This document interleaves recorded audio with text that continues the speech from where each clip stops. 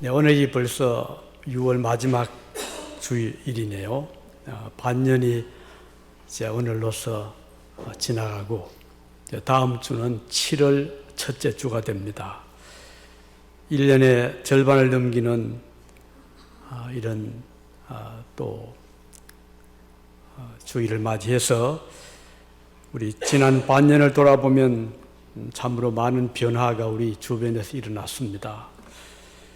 한 번도 경험하지 못한 일들이 우리 가까이에서 또 멀리서 일어났던 그런 반년이었죠.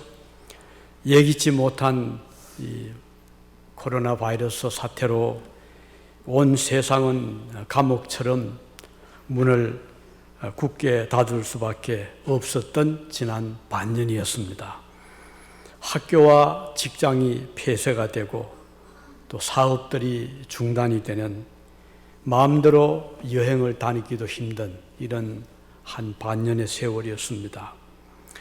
통계를 보니까 지금 전 세계적으로 이 바이러스 코로나에 걸린 감염자 수가 1,000만 명이 넘어섰고요.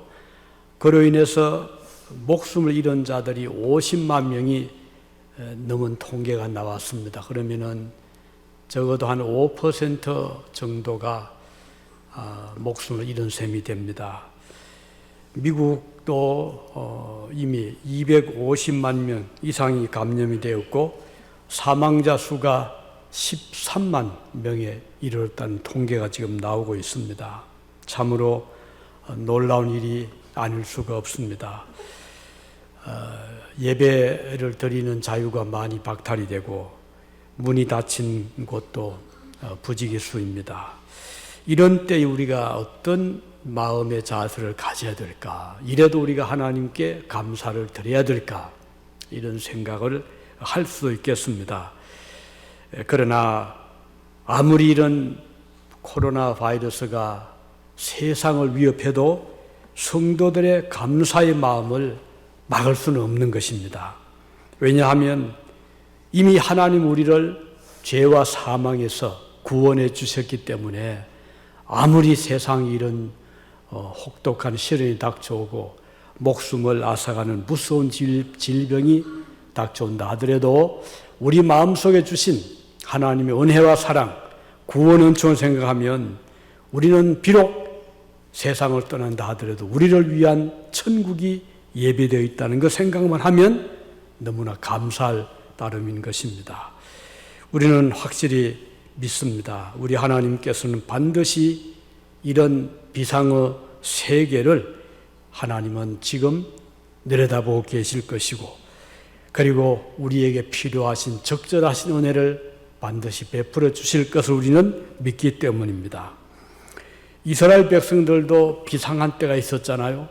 민족이 애굽의 노예가 된 때도 있었고 애굽에서 이제 탈출을 해서 엑스도스를 해서 광야 40년을 통과해야 되는 그런 어려운 때도 있었습니다. 이 40년 동안 이스라엘 백성들은 어떻게 살아갈 수 있겠습니까?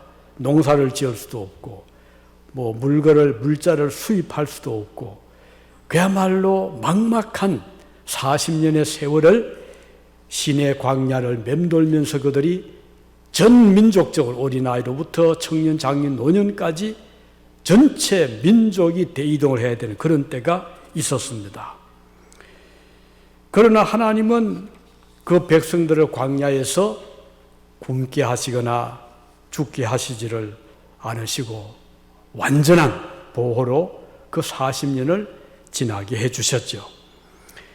그들이 배고파할 때 하나님은 아침에는 아주 가시가 아주 떡 부스러기 같은 만나 하늘에서 이슬처럼 큰 진영 주변에 잔뜩 내려서 그걸 거두어서 그것을 날 것으로 먹어도 되고 구워서 먹어도 되고 삶아서 먹어도 되고 기호에 따라서 백성들이 배부르게 먹을 수 있도록 그 40년 동안 매일같이 만나를 내려주셨잖아요.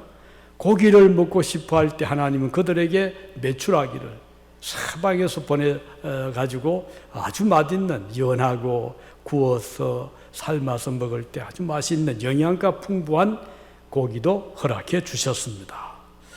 자, 이렇게 해서 40년이 넘도록 그들은 배고프지 않고 광야를 잘 지나도록 그 비상한 때에 하나님의 도우심으로 무사히 통과할 수 있게 해주신 것입니다. 자, 그렇게 해서 이제 가나안 땅에 들어갔습니다.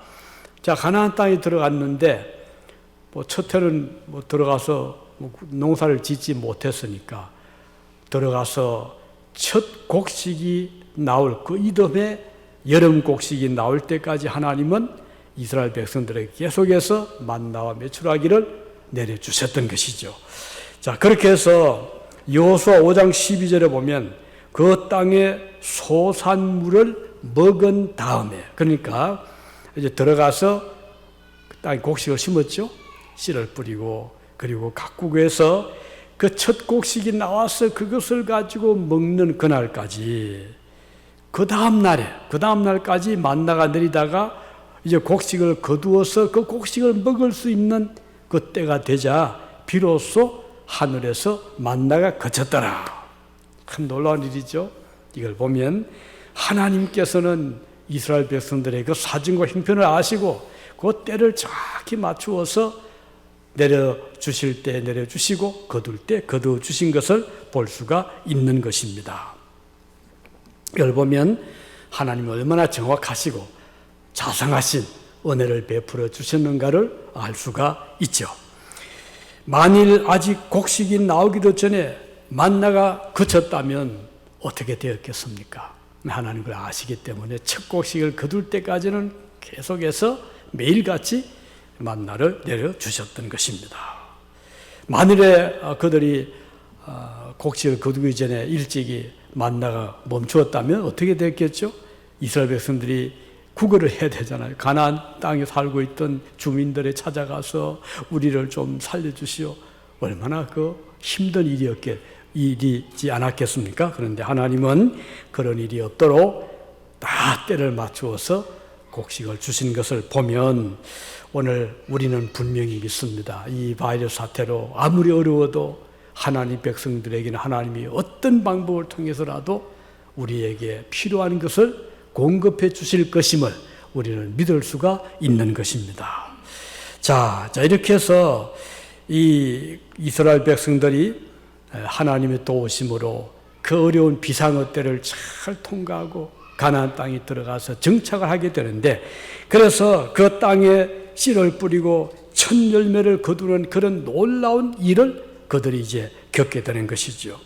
하나님께서 이와 같이 그의 백성들을 위해서는 처음부터 마지막까지, 흔히 우리가 A부터 Z까지 하나님이 다 필요한 것을 공급해 주신 것을 볼 수 있기 때문에 우리는 지금도 아무리 온 세상이 이렇게 참 문을 닫고 또 직장 생활이 어려워지고 사업이 힘들더라도 하나님은 그의 백성된 우리들에게는 반드시 때를 따라 필요한 것을 주실 것을 믿습니다. 그러므로 오히려 이럴 때 우리는 어려울 때에 주님을 바라보고 기도하고 감사하는 마음을 가질 수 있기를 바랍니다.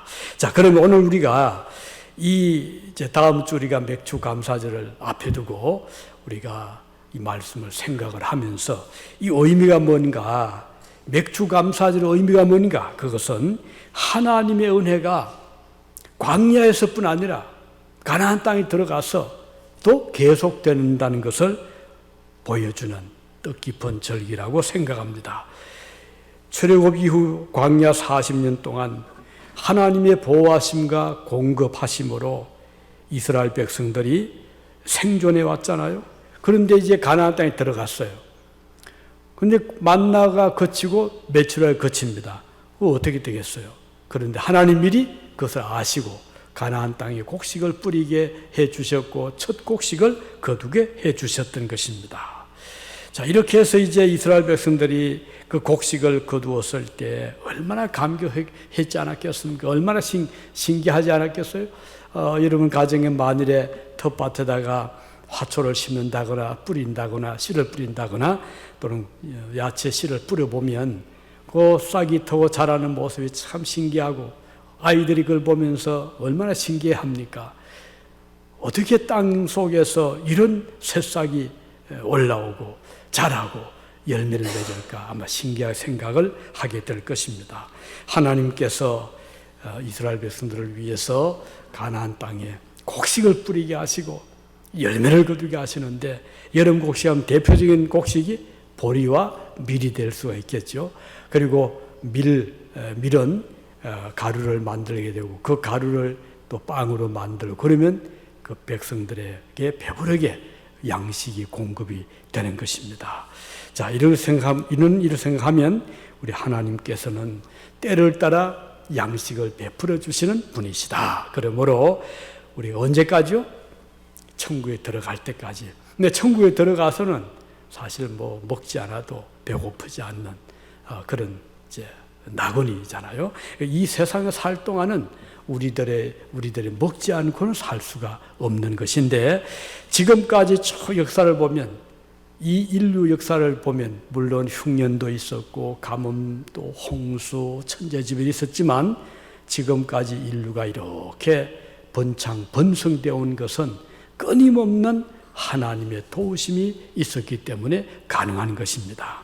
유럽을 보더라도 물론 이제 넓은 평야에 있는 프랑스 같은 곳은 넓은 덜이 있어서 엄청난 끝이 보이지 않는 그런 들판도 있지만, 오스트리아나 또는 스위스 이런 곳에는 산악지대입니다. 그 알프 산맥이 전 국토를 거의 대부분 차지하기 때문에 그 농사지을 땅이 없어요. 그런데 어떻게 그 주민들이 지금 저렇게 잘 살고 있을까? 신기해 보이잖아요. 그런데 하나님이 또 그 지역에는 여러 가지 낙농업을 하게 하시고, 또 아주 정교한 그런 기계, 또 뭐 여러 가지 거기서 그 산업 활동 등을 하게 해서 지금 잘 사는 나라들이 되어 있고, 그 주민들이 하나님을 또 열심히 섬기는, 유고노 프랑스에서 종교 박해가 일어났을 때 많은 그리스도인들이 도망을 피신을 할 수밖에 없었죠. 들어간 곳이 저 산속, 알프스 산속이었어요. 들어가서 그들이 뭘 해요? 농사도 못 짓고, 그래서 그들이 산속에 들어가서 하나님을 섬기면서 그곳에 그들은 이제 배를 양털로 모직을 짜고, 또 손을 이용해서 정교한 시계를 만들고, 이렇게 해서 나라가 이제 지탱이 되고, 또 지금은 아주 정교한 이 기술 그리고 기계 등을 만들 수 있는 그런 나라들이 지금 되었습니다.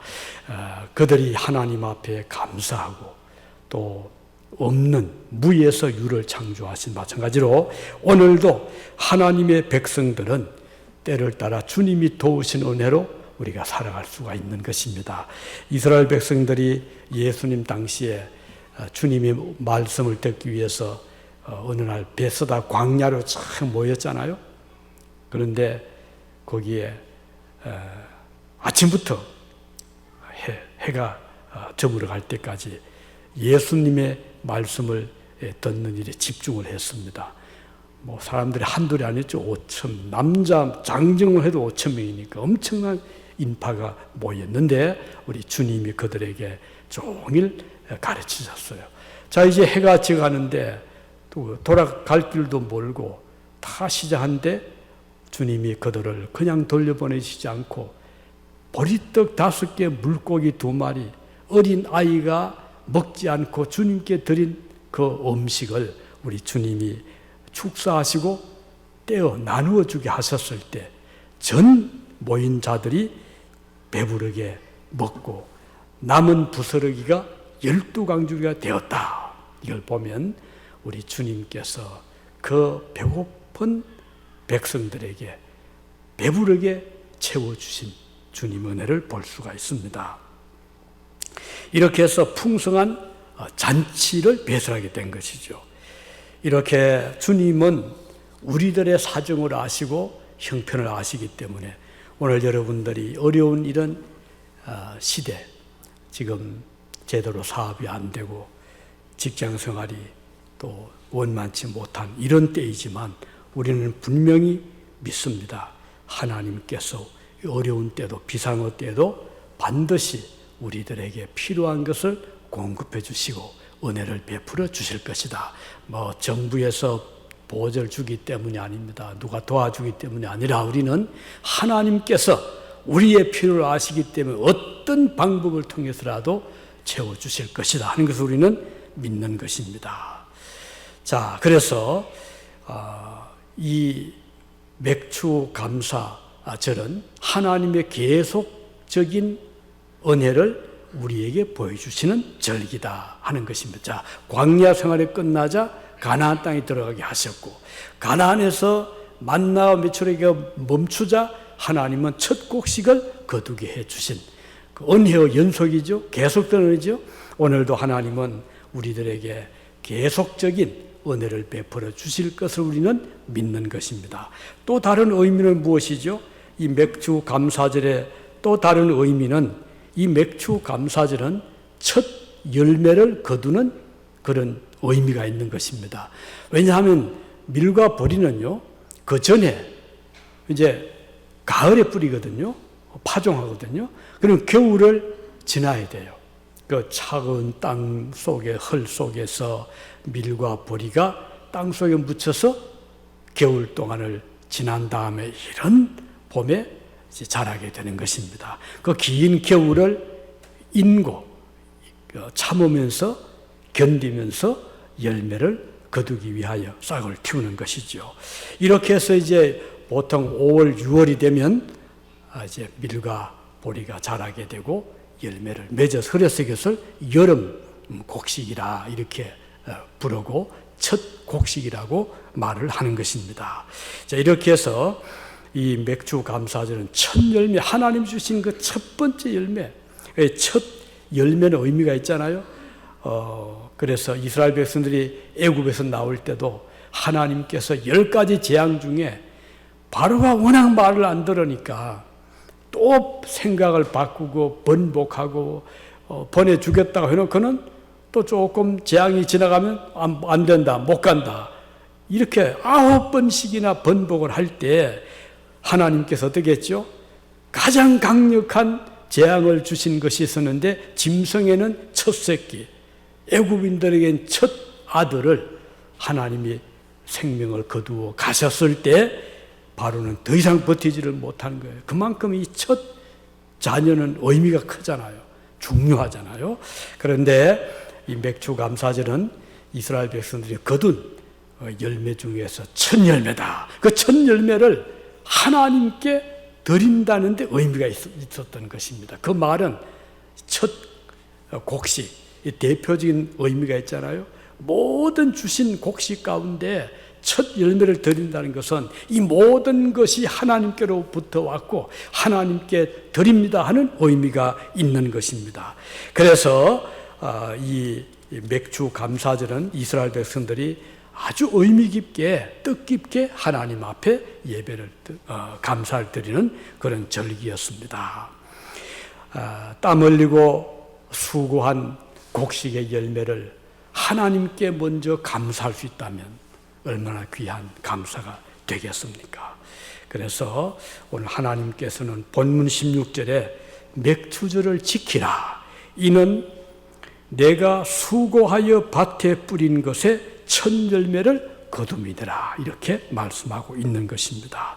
여기 주님의 말씀, 내가 수고하여 밭에 뿌린 것에 첫 열매다. 하나님이 기쁘게 받으시는 것은 우리가 수고하여 주님 앞에 드리는, 하나님께 드리는 것은 그냥 어디서 로또를 받아서 주님 앞에 드리는 것보다도 우리가 땀 흘려 수고한 것을 드리는 것을 주님이 기뻐합니다.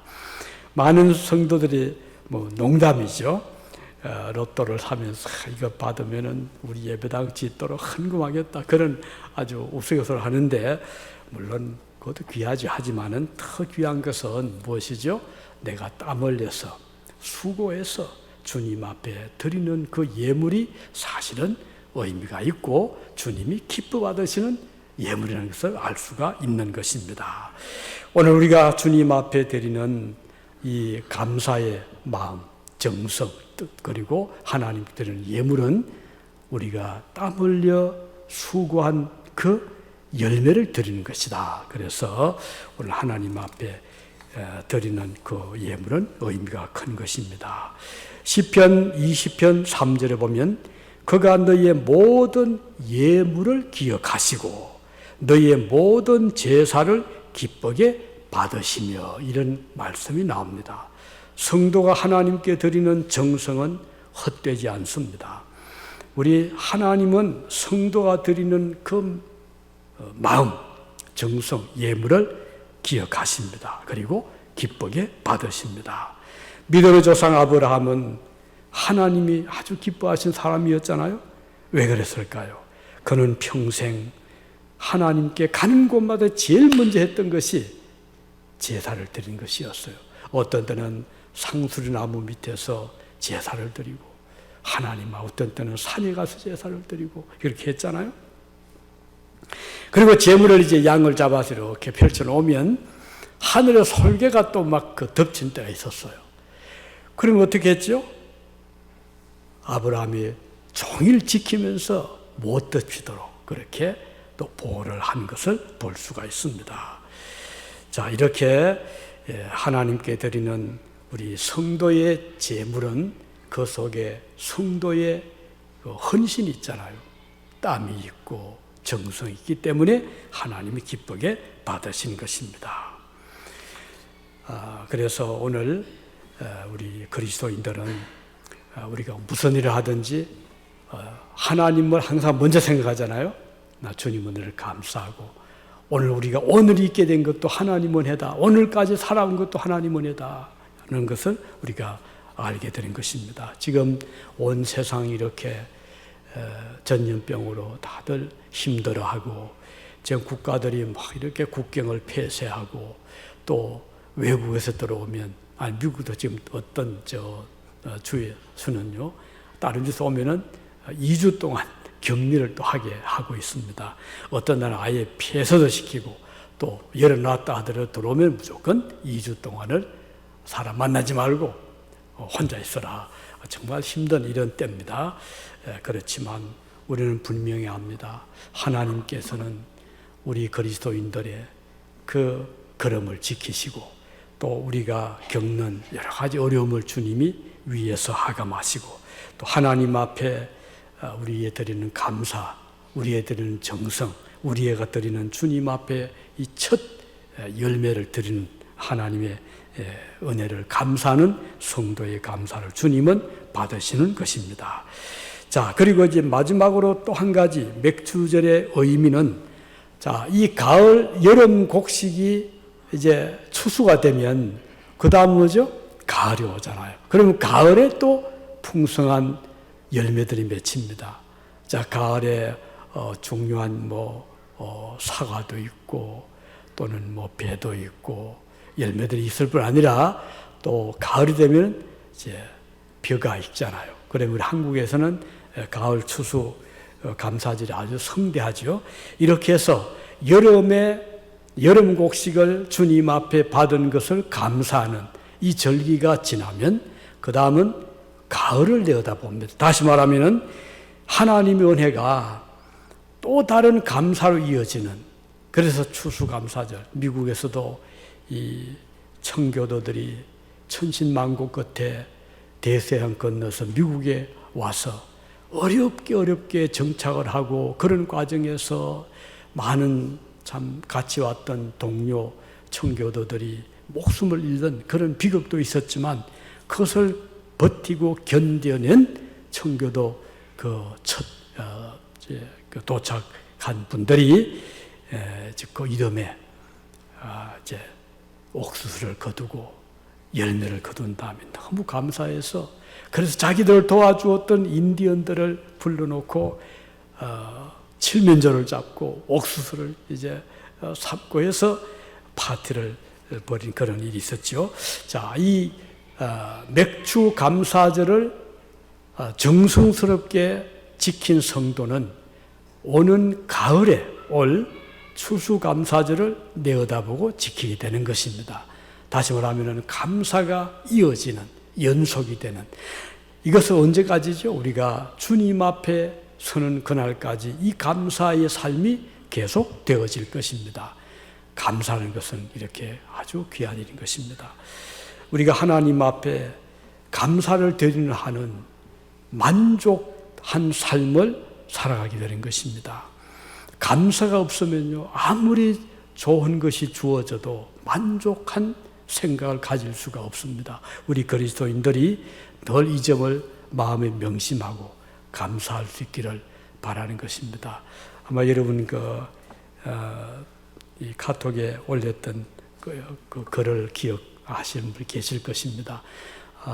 할아버지 한 분이, 백발이 성성 할아버지 한 분이 빵 하나, 아무것도 없어요. 그 옆에 샐러드도 없고 아무것도 없고 빵 한 조각, 그다음은 숲 하나를 놓고 진지한 자세로 기도드리는 그 모습, 그 제목이 The Grace라는 것인데, 어느 날 그 사진 작가, 사진업을 하는 사진관에 어떤 노인 한 분이 신발을 터는, 신발 털개를 파는 노인이 들어왔는데 아주 지쳐 보이고 가난해 보이고, 근데 그분이 잠깐 좀 쉬어갈 수 없겠냐고, 그 쉬어가시라고 그랬는데, 그분이 그 테이블에 앉아서 그 빵 한 조각 놓고 하나님 앞에 진지한 기도를 드리는 그 모습이 너무 진지해서 그 사진사가 그 사진을 찍었습니다. 물론 그때 흑백 사진이었겠죠. 찍었는데 그 딸이 그 아버지가 찍어 놓은 그 사진을 이제 유화로 나중에 그림을 그린 것이 그 더 그레이스로 하는 그런 감사 기도드리는 그 그림이라고 합니다. 참 의미가 깊죠. 우리가 하나님 앞에 진수성찬을 차려놓고도 감사를 잊을 수가 있습니다. 그러나 정말 나물 한 가지 반찬을 놓고 하나님 앞에 감사할 수가 있습니다. 오늘 저와 여러분들이 돌이켜보면 감사할 일들이 참 많잖아요. 우리가 이 세계에서 가장 부강한 나라 미국에 살게 된 것도 너무 감사하고, 또 지금은 배가 고파서가 아니라 너무 많이 먹어서 그것을 줄여야 된다 할 정도로 오늘 우리는 풍요한 이런 세상에 살고 있습니다. 더구나 그 무엇보다도 오늘 여러분과 저는 천지를 지으신 우리 아버지 하나님을 만났잖아요. 하나님을 우리가 아는 자들이 되었잖아요. 그러니 얼마나 감사한 그런 일입니까?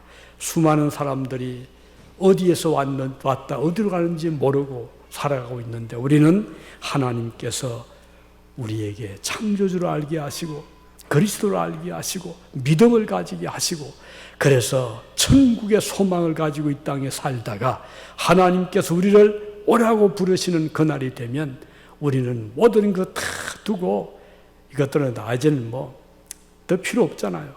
모든 걸 두고 우리를 기다리시는 주님 앞에 설 수 있다는 생각하면 너무 감사하잖아요. 그래서 우리는 이 세상에 욕심을 가지지 않습니다. 세상을 밀어두지 않습니다. 세상의 어떤 일 때문에 우리가 슬퍼하지 않습니다. 설령 고생스러운 일이 닥쳐와도, 또 실패를 해도, 때로는 가난하게 되어도 우리는 주님 앞에 천국을 바라보면 이것들을 우리에게 오히려 더 큰 감사로 연결될 수 있기 때문에 하나님 앞에 감사의 마음을 가질 수가 있게 되는 것입니다. 이제 바라기는 1년 반을 보내면서, 한 해의 절반을 보내면서 우리 참 감사합시다. 왜냐하면 얼마나 많은 어려움이 우리 주변에 일어나고 있잖아요. 유진에도 그렇고, 오레곤도 그렇고, 미국도 그렇고, 한국도 그렇고, 이런 바이러스로 인해서 참 병원 입원도 하고 목숨을 잃기도 하는데, 그래도 우리가 적은 참 우리 한인사회, 우리 교회 성도들이 지금까지 한 사람도 이 병으로 눕지 않게 된 거 참 감사한 일로 생각합니다. 우리가 아침마다 기도, 빠지지 않는 기도가 그겁니다. 우리 교우들 한 사람도 이번 이 전염병이 감염되지 않도록 기도하고 있습니다. 바라보면 앞으로도 이 한 해가 다 지나고 또 이 코비드-19 다 지나기까지 저와 여러분들을 하나님께서 안전하게 지켜주시고 다시 정상적으로 회복이 되는 그날까지 하나님이 보호하시기를 우리 같이 기도하면서 하나님 앞에 감사하는 그런 믿음의 삶을 계속해 나가시기를 바랍니다. 기도하시겠습니다.